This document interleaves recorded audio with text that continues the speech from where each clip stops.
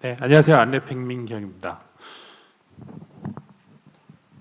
네, 그 세미나를 여러 번 하다 보니까 이렇게 많이 모인 경우가 최근에는 좀 많이 적었던 것 같아요. 그래서 이번에 세션을 준비를 하면서 제가 제목에는 이제 개인정보 보호를 위한 엔드포인트 하드닝 전략에 대해서 소개를 해드리겠다고 했는데, 제가 이제 고객분들을 많이 만나다 보면 이미 새로 만들어지는 병원이 아니고서야 여러 가지 기술적 관리적 보호 조치는 다 충분히 하고 계신 것 같아요. 그래서 실질적으로 여러분들이 여기 오신 분들이 들어 사무실에서 하시고 있었던 그런 것들을 한번 되짚어보는 시간을 좀 가지고, 실질적으로 관리하시는 병원에 어떠한 위협들이 있는지 그 위협에 대한 실체를 경험하신 분들도 상당히 많은 것 같은데, 실질적으로 그걸 좀 더 정보를 드리는 게 나을 것 같아서 그런 종류의 위주로 자료를 좀 정리를 했고요.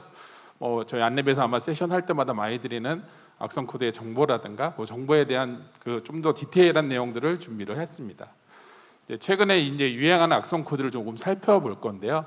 아무래도 저희가 이제 제목에서도 엔드포인트 하드닝에 대해서 말씀을 드린다고 하였지만, 여기서 말씀드리는 엔드포인트가 단순히 이렇게 발표를 하고 있는 노트북이라든가 아니면 병원에서 사용하시는 의료기기, 팍스 시스템이라든가 아니면 DB나 서버와 같은, 아니면 모바일까지 전부 사용자들이 직접 다루고 있는 그런 디바이스들이 전부 다 그런 엔드포인트가 되는 것 같고요.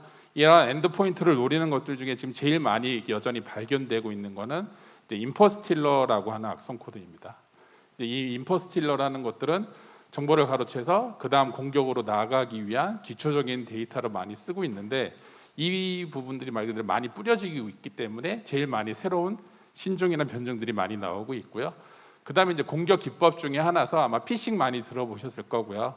피싱 중에서도 이제 특정한 곳을 타겟팅해서 공격하는 스피어 피싱. 이 스피어 피싱이 지금은 더, 여기는 이제 계정 정보라고 했지만 의료기관이나 일반 기업이나 공공기관에 기업의 계정 정보를 노리는 그런 탈취형, 계정 정보 탈취형 스피어 피싱이 상당히 많이 고도화되고 있는 이런 상황입니다. 즉 사용자들이 많이 공격을 하려는 대상의 곳에 피싱 메일을 보내고 그 안에는 여러 가지 취약점을 공격하는 임포스틸러로 들어있고 해서 추가적인 공격들을 수행을 하게 되죠.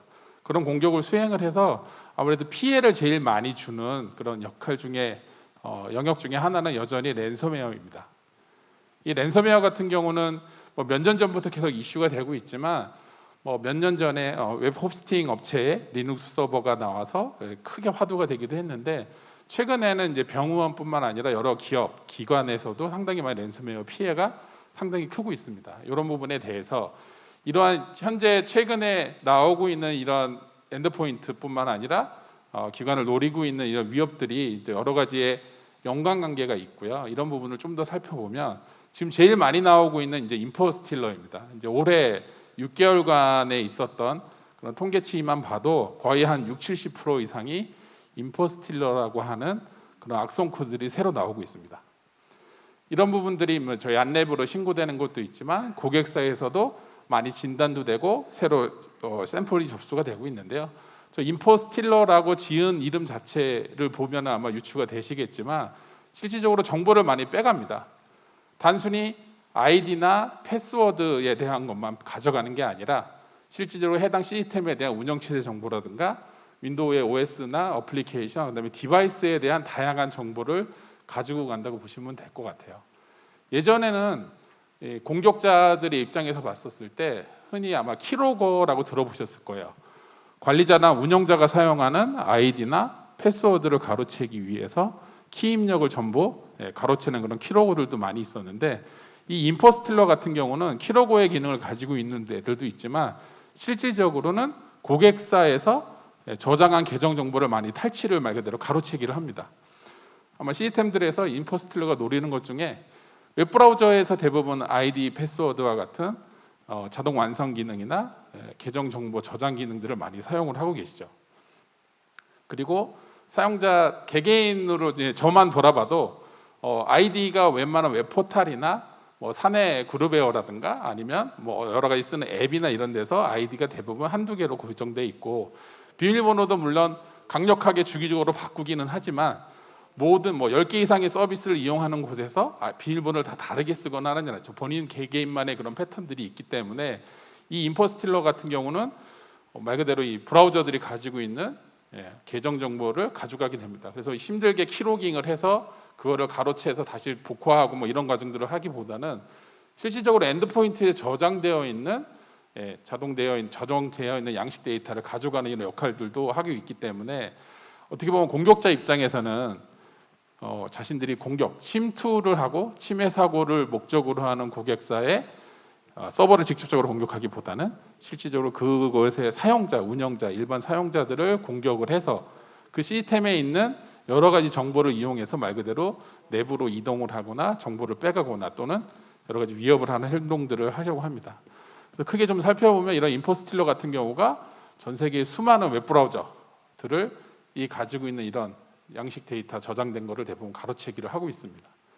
웹브라우저에도 많이 있지만 단순히 이제 임포스틸러가 일반 사용자기보다는 이제 기업이나 기관들, 뭐 병원을 의료기관도 마찬가지로 포함이 되기 때문에 이메일과 같이 내부에서 업무를 위한 이메일 시스템에 있는 이런 정보들도 가져갑니다. 이러한 이메일 시스템 같은 것뿐만 아니라 기타 뭐 서버를 관리하거나 아니면 어떤 웹 서비스를 관리하기 위한 여러 가지 툴들이 있으시죠. 뭐 FTP를 쓰실 수도 있고 시큐어 쉘과 같은 여러 가지 프로그램을 쓰실 수 있는데 그쪽에서 사용하고 그쪽에서 저장해 놓은 정보들을 마찬가지로 가로채서 자신들이 공격을 하는 부분이라고 보시면 될 것 같습니다. 그러면 이런 임포스틸러와 같은 최초의 이제 사용자의 정보를 가로채서 그 다음 단계로 넘어가기 위한 과정들이 이루어지는데요. 결국은 사용자의 PC에 임포스틸러를 뿌리기 위해서 여러 가지 공격들을 합니다. 그게 이제 잠깐 말씀드렸던 스피어 피싱이라 흔히 얘기하는 워터링 홀과 같이, 그러니까 사용자들이 타겟한 타겟 대상에 사용자들이 많이 접속할 수 있을 만한 웹사이트에서 공격을 기다리고 있는 경우들이 있죠. 그래서 그렇게 공격을 해서 정보를 빼간 다음에는 결국은 공격을 수행을 합니다. 뭐 개인정보를 유출한다든가 아니면 랜섬웨어를 감염시켜서 협박을 한다든가 하는데 최근 작년 말부터의 조금 특징이 랜섬웨어 중에서도 타깃 랜섬웨어가 상당히 대두되고 있습니다. 이런 랜섬웨어를 만드는 게 한 명의 그냥 뭐 제작자가 만드는 게 아니라 여러 가지의 공격 그룹들이 있습니다.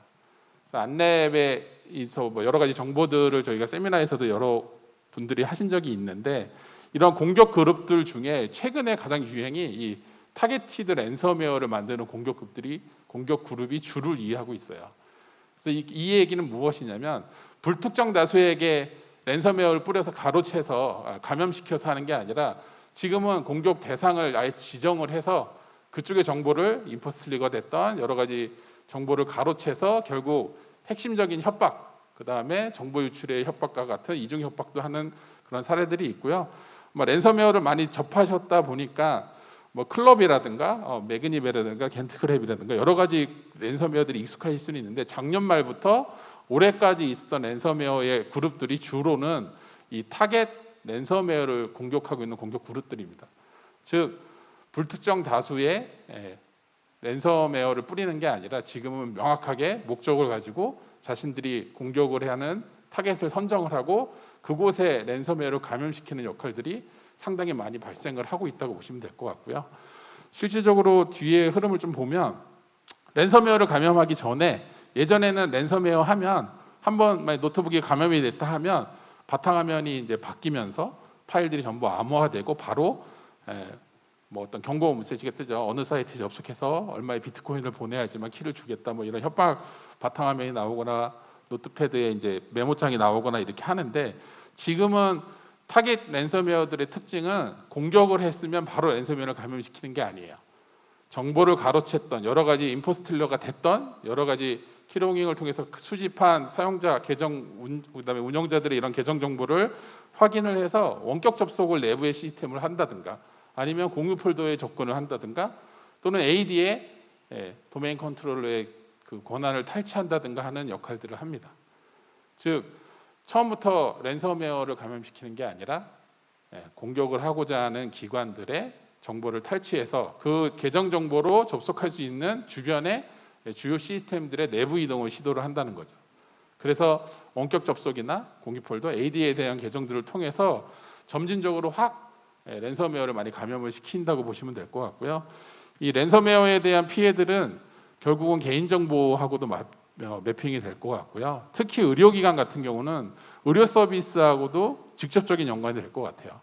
고객사의 고객들의 의료 정보가 담겨 있는 서버가 암호화가 되는 경우에 의료 서비스를 정상으로 할 수도 없을 것 같고, 그것뿐만 아니라 의료 서비스, 수술을 하거나 하는 실질적인 시스템들이 운영되는 서버가 감염이 돼서 정상 동작을 하지 않으면 의료 서비스에 큰 차질이 발생할 수밖에 없을 것 같습니다.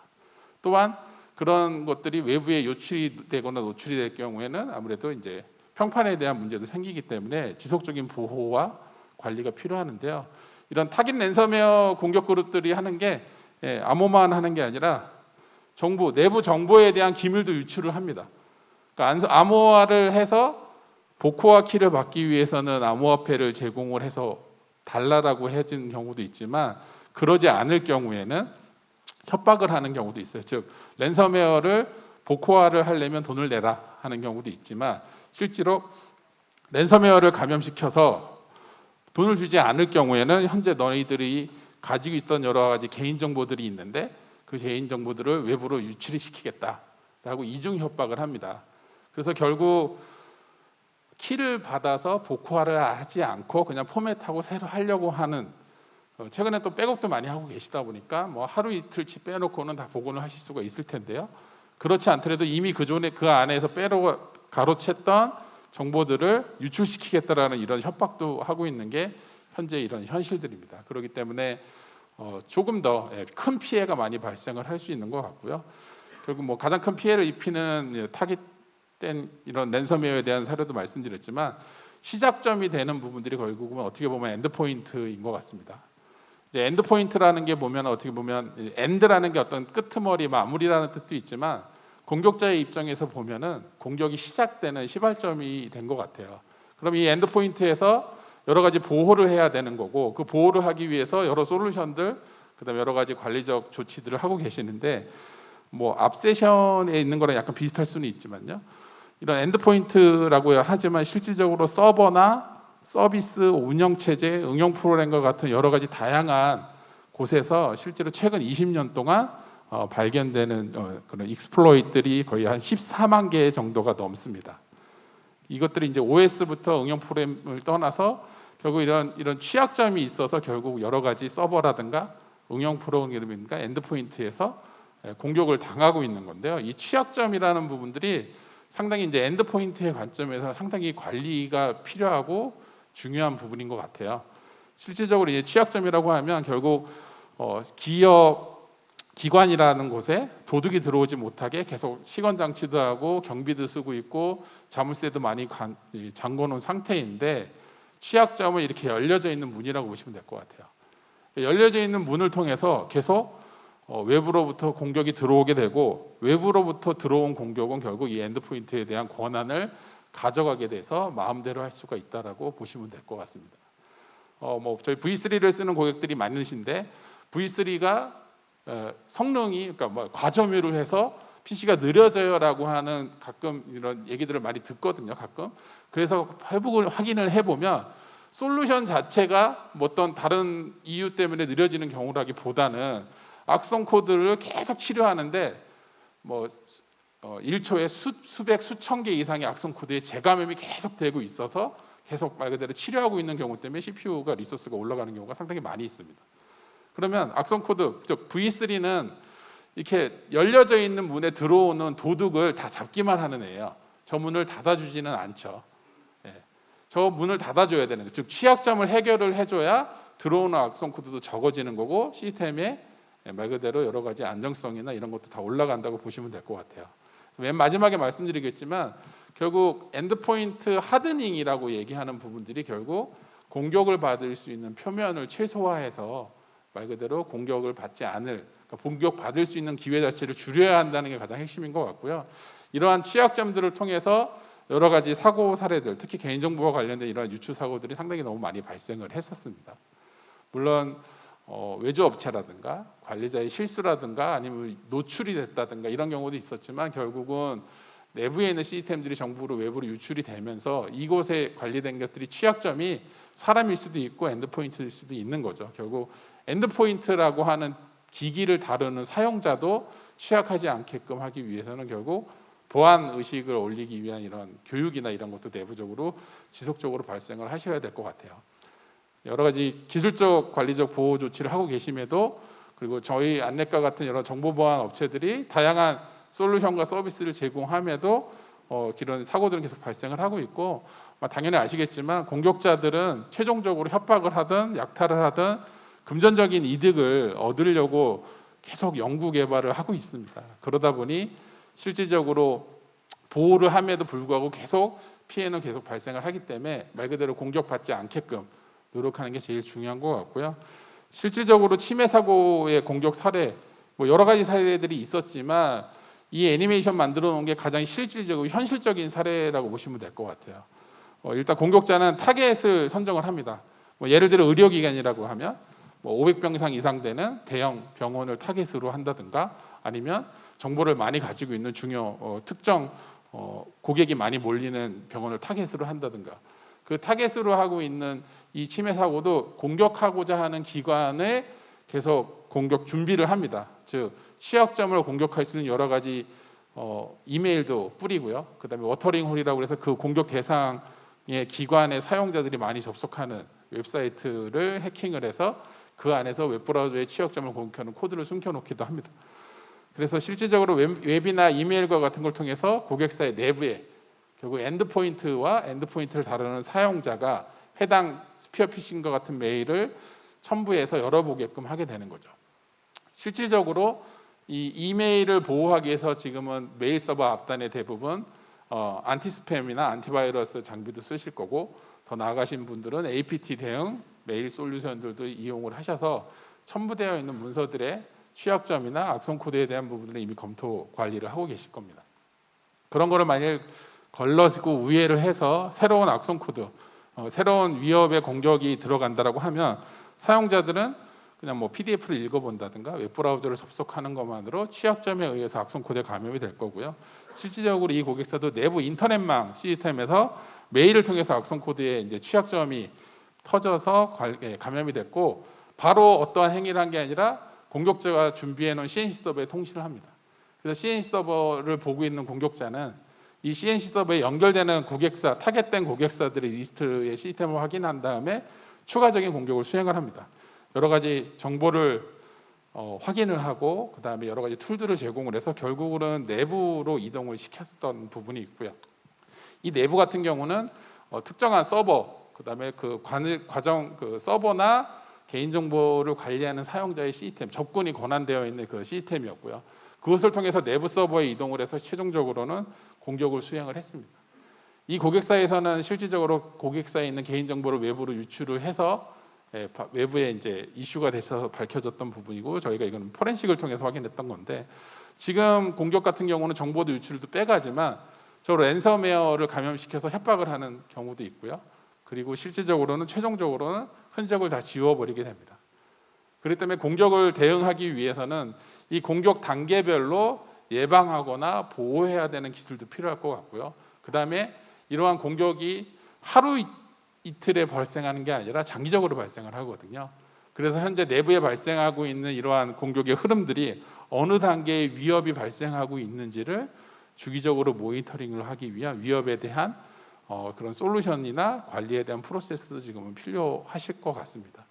이런 사례들이 많이 있기 때문에 결국 최종적으로는 저희는 이제 엔드포인트 하드닝이라고 얘기를 하는데, 공격이나 침해 공격이 들어오는 유입 단계부터 탐지, 실시간으로 탐지를 대응하거나, 그 다음에 알려진 위협이나 이런 것들로서 정보가 나가는 것을 유출을 방어를 하고, 그리고 이런 방어를 하기 위해서 실제로 업무망하고 내부망을 구분하는 망분리를 한다든가, 아니면 데이터를 보호하기 위해서 개인정보보호법에 준수하기 위해 여러 가지 개인정보 보호 솔루션을 쓰거나 암호화를 하거나 하는 부분들도 필요할 거고요.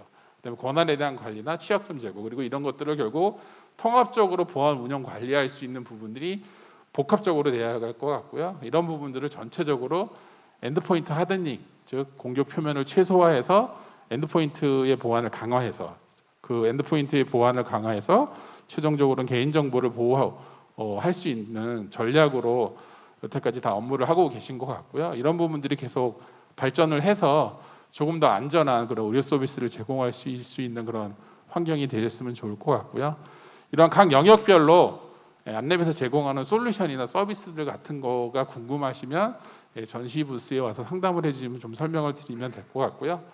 제가 세미나 제 준비를 하면서 막 이렇게 찾아보다가 실질적으로 최근에 이제 모 미디어에서 나왔던 건데, 이제 의료업계에도 실질적으로 랜섬웨어의 공격이 상당히 증가를 하고 있다는 기사가 있고, 저희도 안랩 내부에 아무래도 이제 병의원 의료기관에서도 안랩 제품을 많이 쓰시다 보니까 이제 내부 대응팀에 많이 문의를 해봤어요. 근데 실질적으로 신종 랜섬웨어 취약점에 감염됐던 사례들이 상당히 많이 있습니다.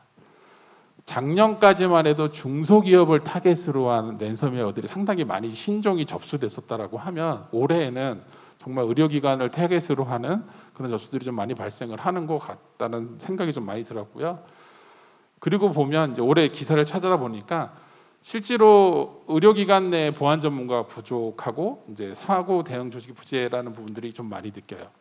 이제 제가 여러 고객사를 다니다 보면 특히 이제 공공기관도 그렇지만 일반 기업이나 금융기관은, 특히 금융기관은 정보보안 쪽 인원이나 이런 투자를 좀 많이 하시는 것 같아요.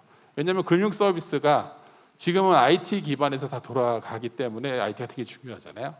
근데 어떻게 보면 의료기관을 보다 보면 뭐 의사 선생님들의 의술도 상당히 중요하지만 IT 기반의 의료 서비스가 돌아가는 기반인 것도 같습니다. 그래서 조금 더 병원에서 근무하시는 의료기관 종사자분들의 정보보안 담당자분들이 좀 더 화이팅 하실 수 있고, 그다음에 더 나은 그런 IT 인프라나 정보보안에 더 병원 의료기관에서 투자를 해서 좀 더 안전한 그런 의료 서비스를 제공할 수 있는 환경이 되면 좋지 않겠나라고 하는 생각이 들어서 이런 기사를 한번 첨부를 드려보고요.